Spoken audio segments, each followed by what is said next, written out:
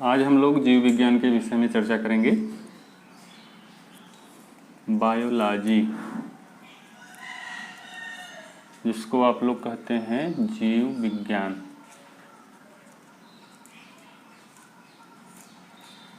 जीव विज्ञान है क्या? जीव विज्ञान जीवधारियों के अध्ययन की एक विज्ञान की शाखा है,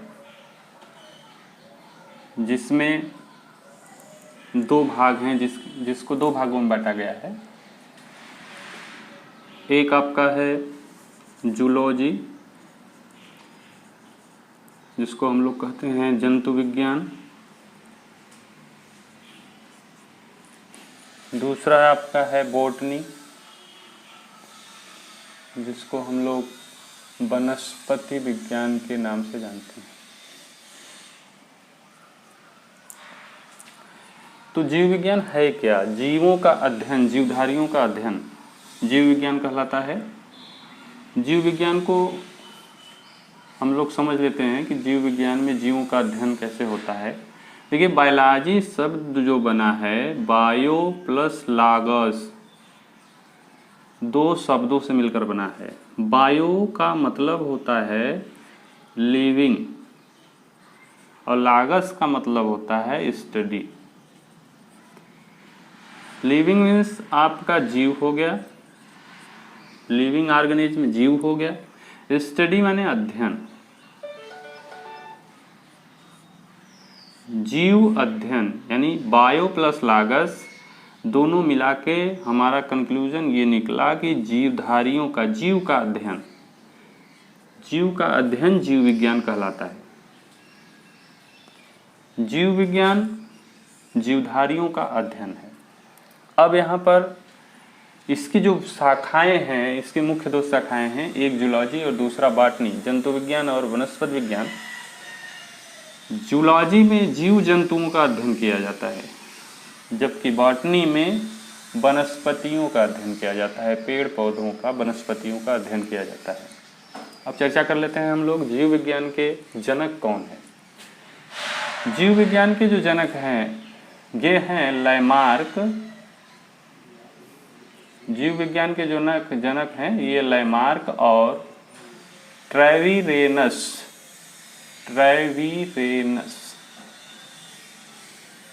जीव विज्ञान के जनक जो हैं वो लैमार्क और ट्रेविरेनस हैं। जूलॉजी के हैं अरस्तु। जूलॉजी के, जंतु विज्ञान के जो जनक हैं वो अरस्तु हैं, और बॉटनी के हैं आपके, वनस्पति विज्ञान के हैं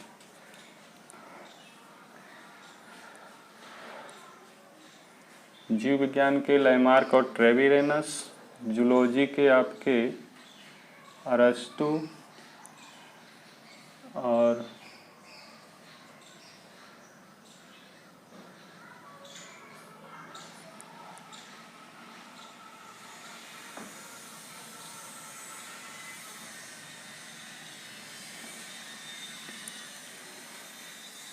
थियोफेस्टस।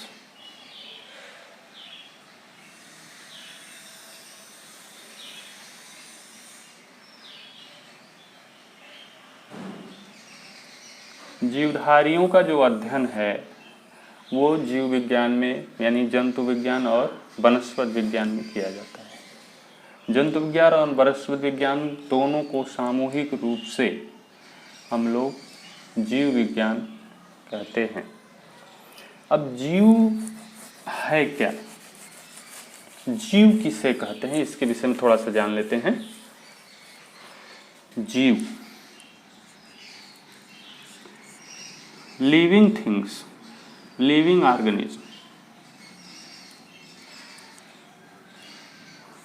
लिविंग ऑर्गेनिज्म, जीव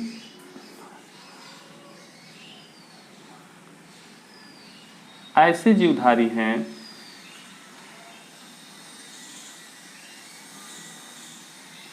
जिसमें प्रजनन,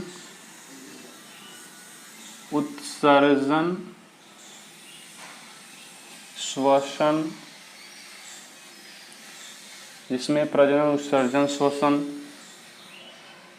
पोषण,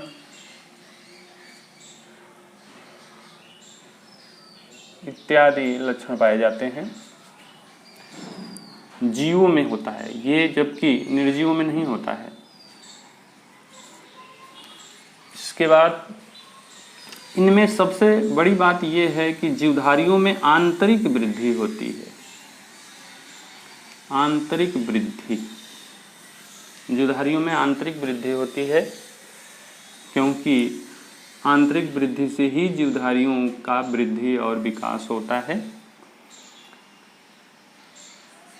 और इनका, जीवों का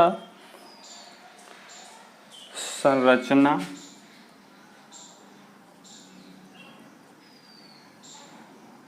आकृति निश्चित होती है।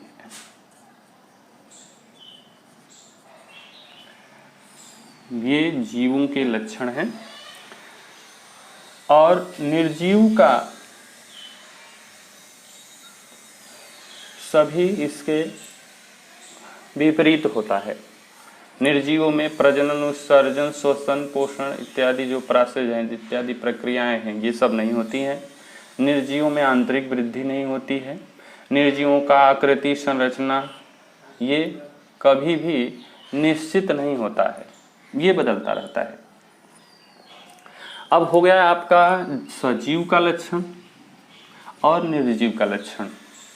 सजीव में प्रजनन, उत्सर्जन, पोषण, श्वसन, अनुकूलन, ये सब जितने भी प्रक्रियाएं हैं ये सब होती हैं। इनमें आंतरिक वृद्धि होती है। संरचना, आकृति, इनकी संरचना, संगठन, आकृति निश्चित होती है।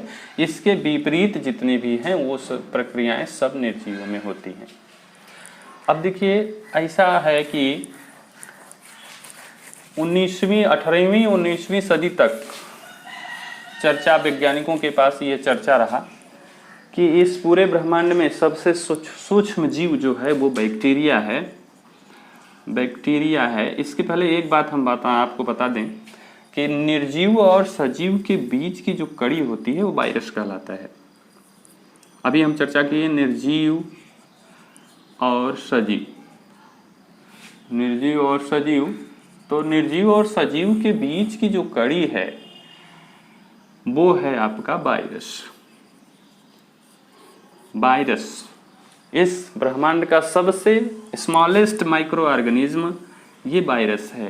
क्वेश्चन पूछता है कि who is the smallest micro organism in world, तो आपका आंसर होगा virus is the smallest micro organism in universe या इन वर्ल्ड बोल सकते हैं। तो सजीव और निर्जीव के बीच की कड़ी वायरस है।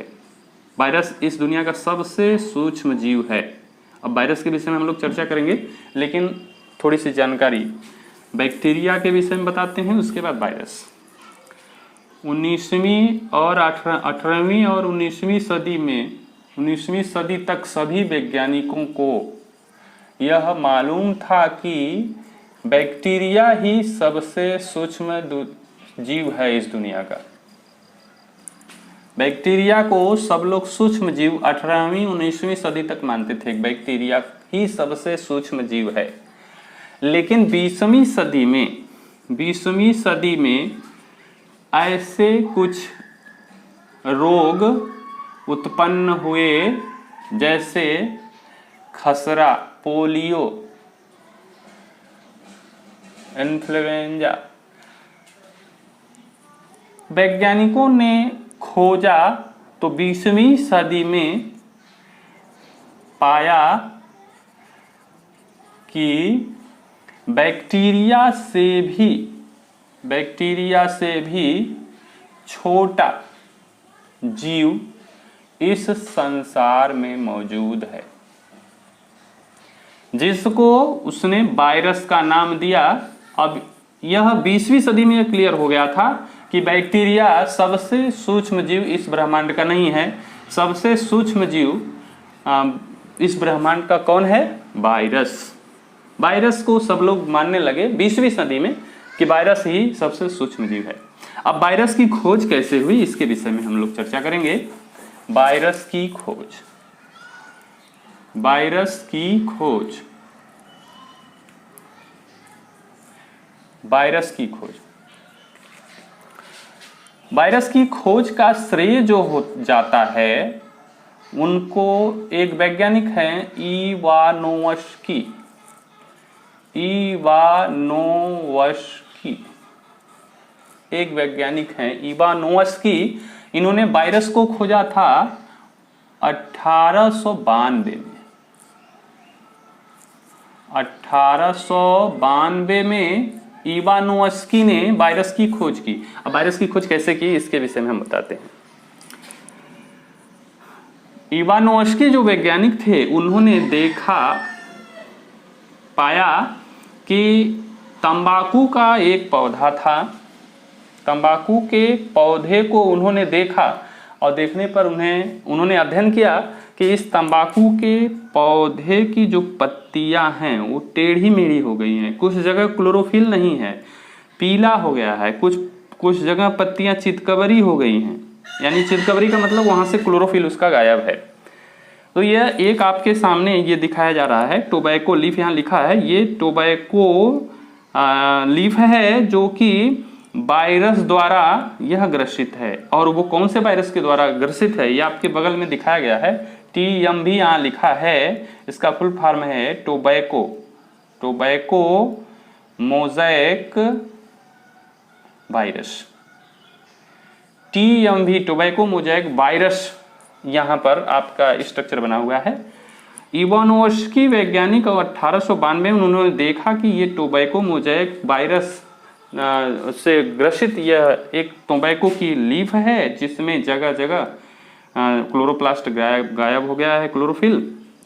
और उसके बाद उसका इन्होंने क्या किया, इस पत्ती को पौधे से निकाल लिया, पौधे से तोड़कर इसका अर्क रस तैयार किया, इसको पीसा, पीसने के बाद इसका एक अर्क रस तैयार किया।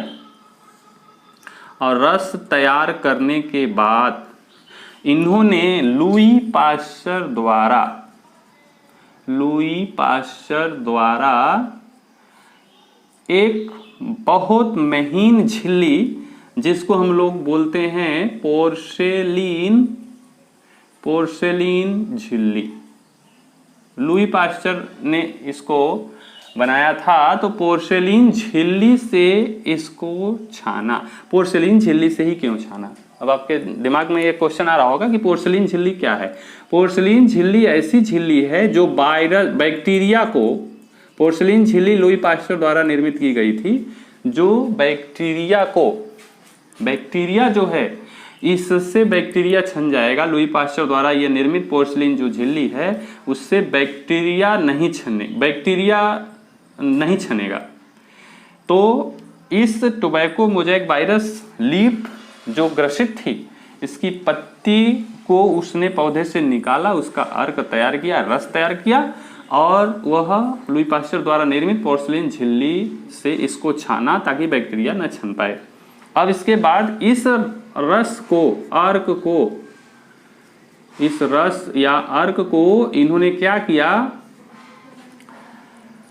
स्वस्थ पौधे पर छिड़क दिया।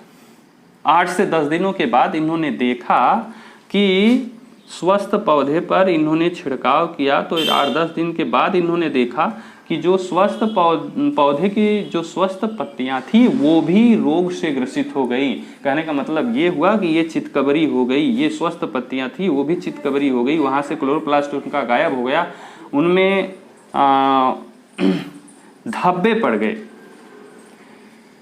तो इवानोव्स्की ने कहा कि ये जो सूक्ष्म जीव है, ये पोर्सेलीन झिल्ली से मैंने छाना था, ये सूक्ष्म जीव बैक्टीरिया तो हो नहीं सकता। इसलिए उन्होंने यह निष्कर्ष निकाला कि नहीं, बैक्टीरिया नहीं हो सकता, बैक्टीरिया से भी कोई सूक्ष्म जीव है जो कि पोर्सेलीन झिल्ली से छन गया।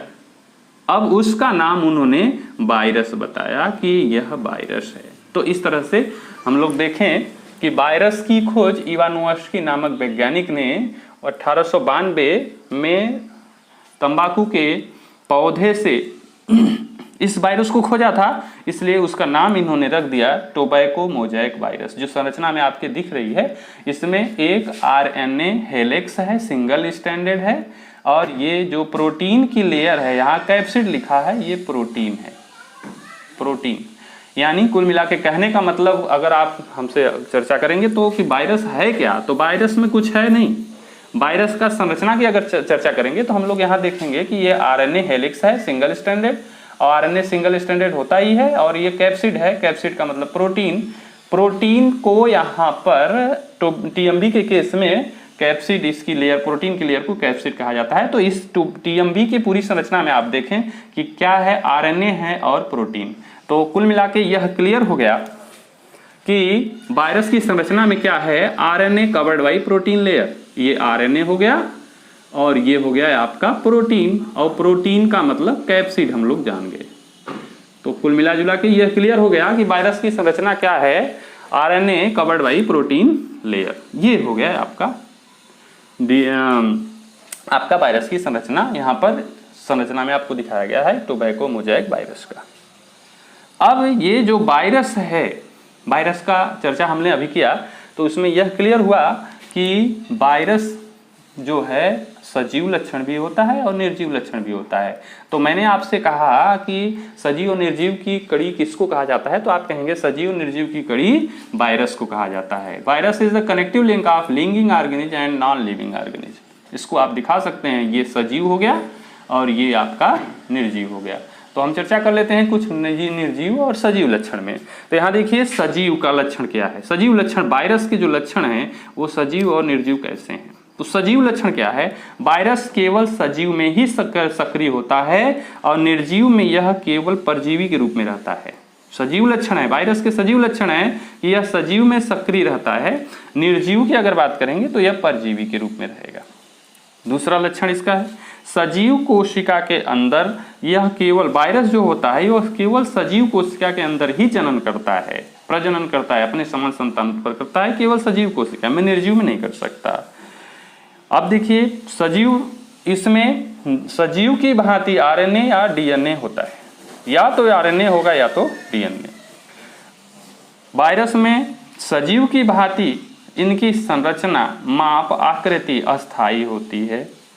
सजीव के घटक, इसमें आरएनए, सजीव के घटक प्रोटीन आरएनए डीएनए से मिलकर बना होता है। तो इसके जो घटक हैं उसमें डीएनए या आरएनए होता है, प्रोटीन भी होता है। तो इसमें ये सजीव के घटक हैं, इसलिए ये सजीव लक्षण है वायरस के। अब हम लोग चर्चा कर लेते हैं निर्जीव लक्षण के। निर्जीव लक्षण में वायरस को क्रिस्टलीय रूप में रख सकते हैं, इसको हम क्रिस्टल के फॉर्म में रख सकते हैं, रवे के रूप में रख सकते हैं। पैकेट में वायरस को हम लोग जैसे नमक होता है पैकेट में, उसको रखा जाता है, इसी तरह से क्रिस्टल माने रवा होता है, जैसे टाटा साल्ट हो गया, ये रवे के रूप में होता है। तो इसको क्रिस्टलीकृत किया जा सकता है, नहीं रवे के रूप में रखा जा सकता है। ये निर्जीव लक्षण है क्योंकि पैकेट के रूप में उसको हम लोग रख सकते हैं। कोशिका द्रव्य, कोशिका झिल्ली इत्यादि इसमें होती नहीं है, ये भी निर्जीव का लक्षण है। ये एक निर्जीव का लक्षण। तीसरा है केवल सजीव के अंदर ही, ये केवल सजीव के अंदर ही पहुंचने पर ये पोषण और प्रजनन करता है, अन्यथा प्रजनन और पोषण नहीं करता है। सजीव में डीएनए और आरएनए दोनों होता है, लेकिन केवल वायरस जो होता है वो केवल आरएनए होता है या तो डीएनए। वायरस में या तो आरएनए होगा या तो डीएनए, और वो प्रोटीन की लेयर से घिरा होगा, इसलिए इसको हम लोग निर्जीव कहते हैं। क्योंकि सजीव में जब होगा तो आरएनए और डीएनए दोनों होगा। और ये आपका और अगला लक्षण है मेटाबॉलिक में एंजाइम इसमें नहीं होते हैं। जबकि सजीवों में क्या है, मेटाबॉलिज्म में एंजाइम, उपापचयी एंजाइम होते हैं, जिससे पूरा जैव शारीरिक क्रियाएं इसके अंदर होती हैं। और ये निर्जीव लक्षण में होता है, मेटाबॉलिक में एंजाइम इसमें होते नहीं है, इसलिए यह कोशिका पोषण इसमें जो होता है कोशिका के बाहर होता है, कोई जैविक क्रिया नहीं होती है। तो इस तरह से हम लोग आज चर्चा किए वायरस की खोज और सजीव और निर्जीव के लक्षण, वायरस के सजीव और निर्जीव के लक्षण, वायरस की खोज और वायरस के सजीव निर्जीव लक्षण, और उसके बाद कुछ जीव विज्ञान के विषय में चर्चा की। थैंक्स। बाय।